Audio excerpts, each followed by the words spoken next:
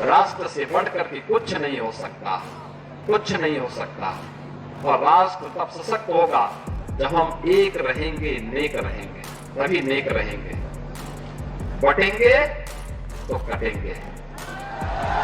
आखिरकार नाराजगी क्या है? इसीलिए मैंने कहा ये जो हार का सदमा है, जो हार की वजह से सदमे से नहीं उभर पा रहे हैं, इसलिए उन्हें हर जगह लाल लाल लाल रंग दिखाई दे रहा है। और अगर बढ़ जाओगे तो कट जाओगे कि ये वोट जिहाद क्या होता है? वोट जिहाद क्या होता है अनुराग बांटने जी? की राजनीति। योगी, महात्मा, संत कभी सत्ताधीश नहीं हुआ है, और जिसने भी सत्ता पाई है, सरकार आपकी है, आप नहीं रोक पा रहे महिलाओं को जो अत्याचार बढ़ा है।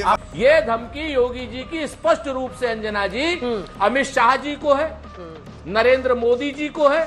अंजना जी, मैं जिम्मेवारी से कहता हूँ, कास्ट सेंसस से देख बिल्कुल एक होगा। पिक्चर चालू करो बे। जो योगी जी ने कहा है उसमें जो कहा है वो भारत का भाव है। उन्होंने जो कहा राष्ट्र से बढ़कर कुछ नहीं हो सकता, तो भारतीय जनता पार्टी का मूल मंत्र अंजना जी यही है, राष्ट्र हित सर्वोपरि है।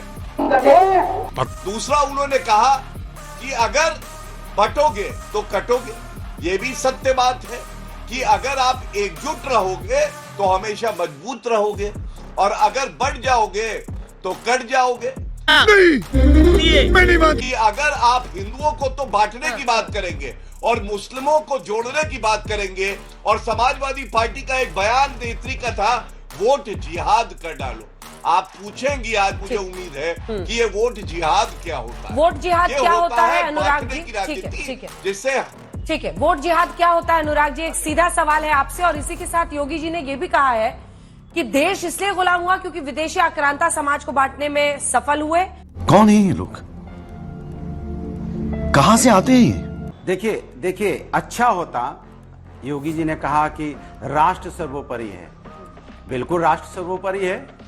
आप हिंदुस्तान के पिच पे होते, हाथ में आपका जनता की समस्या के समाधान का बल्ला होता, और ऐसी बॉल होती भ्रष्टाचार वाली, महंगाई वाली, महिला अत्याचार वाली, बेरोजगारी वाली, उसको मारते और बाउंड्री के बाहर फेंक देते।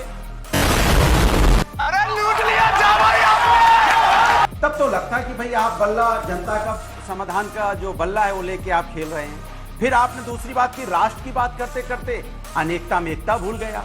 ये तो हिंदुस्तान है ना, राष्ट्र की बात तो तभी अच्छी लगेगी जब अनेकता में एकता की बात होगी। बांटोगे कटोगे, अनेकता में एकता की बात तो है नहीं। शाबाश बेटा, बहुत बढ़िया। दूसरा आपने कहा, दूसरा संविधान के सम्मान की बात होती। आप आरक्षण ही खत्म कर देना चाहते हैं, आरक्षण का हक मार देना चाहते हैं, एसटी एससी ओबीसी का। ये तो राष्ट्र के ही लोग हैं ना, इनका हक क्यों मारना चाहते हो? तो राष्ट्र की बात करते तो संविधान की बात करते तो इनका भी सम्मान करते, जाति जनगणना की भी बात करते, कहते पता चलना चाहिए इस देश के अंदर में एससी एसटी ओबीसी अगड़े पिछड़े कितने हैं। बात तो सही है। किनकी कितनी संख्या है, उसके हिसाब से उनकी समस्या का समाधान करते। वो कितने आर्थिक रूप से कमजोर हैं, कितने सामाजिक रूप से कमजोर हैं, कितने शैक्षिक रूप से कमजोर हैं, ये आपको पता चल जाता तो आप उसकी समस्या का समाधान करते, तब तो राष्ट्र की बात होती। सिस्टम पार देंगे। हिंदुस्तान में देश की परंपरा रही है कि योगी, महात्मा, संत कभी सत्ताधीश नहीं हुआ है, और जिसने भी सत्ता पाई है, जितना चाहे बौद्ध भगवान हो, वो भी राजा थे। जब वो संत बने उन्होंने राजपाट का त्याग किया। महावीर थे, भगवान महावीर, उन्होंने भी संत बने, राजपाट का त्याग किया, भगवान महावीर बने। अरे बाप रे, ये तो धोती खोल रहा है। देखिए, मैंने वोट जिहाद पे प्रश्न पूछा, आपने भी पूछा, लेकिन आज लगता है पढ़ाई लिखाई करके नहीं आए हैं, वोट जिहाद पे कुछ बोल नहीं पाए। अखिलेश यादव ने भी चुप्पी साधी थी, प्रवक्ता महोदय ने भी साधी थी। जा पूछ क्या। लेकिन कम से कम राष्ट्र पिच की बात आप तो ना करें। राष्ट्र पिच पे तो आपको आने का भी हक नहीं है, आप हिट विकेट हो जाते हैं। मैं आपको बताता हूं, सुनिएगा ध्यान से। ये समाजवादी पार्टी का डीएनए एनालिसिस है, क्योंकि ये लोग विक्टिम शेमिंग करते हैं ना, पीड़िता को अपमान करके कहते हैं डीएनए टेस्ट कराओ। और आज नवाब सिंह यादव का डीएनए टेस्ट का जो रिजल्ट आया है तो वो मैच किया है। हमारे मतलब आपको मत सिखा, चल।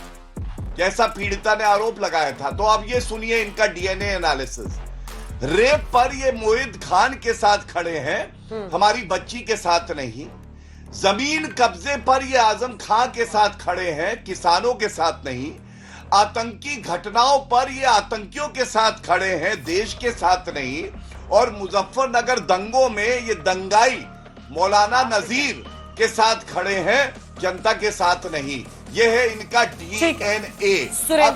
पिक्चर अभी बाकी है, मैं बोला है ना, पिक्चर अभी बाकी है। मूल्य विहीन राजनीति, सिद्धांत के बिना सियासत मौत का फंदा है, कह रहे हैं योगी। कहते योगी जी हम आपकी नसीहत मानते हैं, हम बिल्कुल आपसे मान रहे हैं कि बटेंगे तो कटेंगे, ये भाई बात सही है।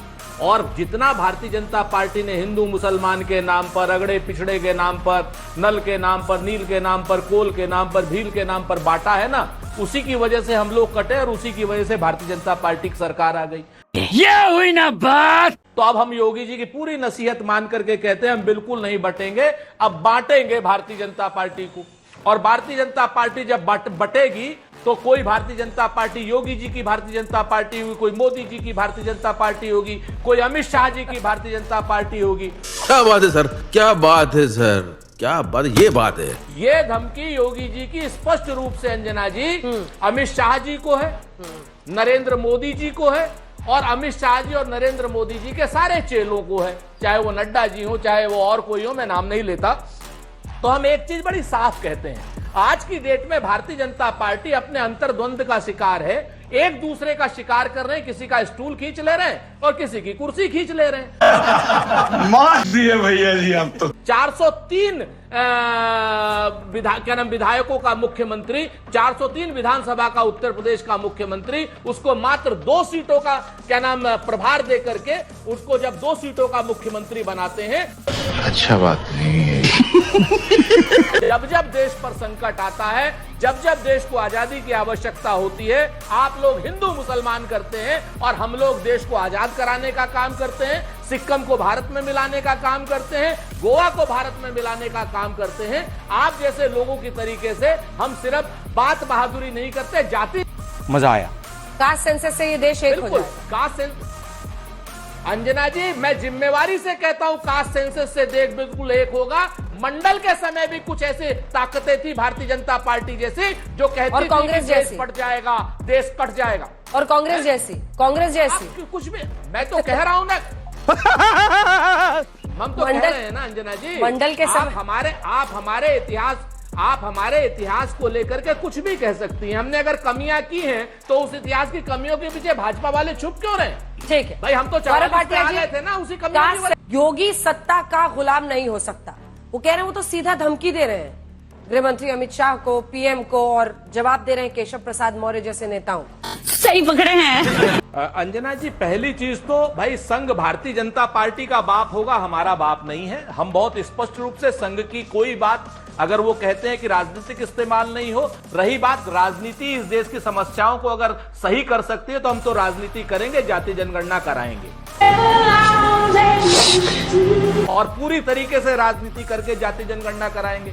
आज आदरणीय गौरव जी ने बड़ी बढ़िया बात कही, अभी नरेंद्र मोदी कह करके गए थे साहब जब हमारी 2 सीटें थी लोग बड़ा बेइज्जत करते थे, हमें किसी को बेइज्जत नहीं करना है।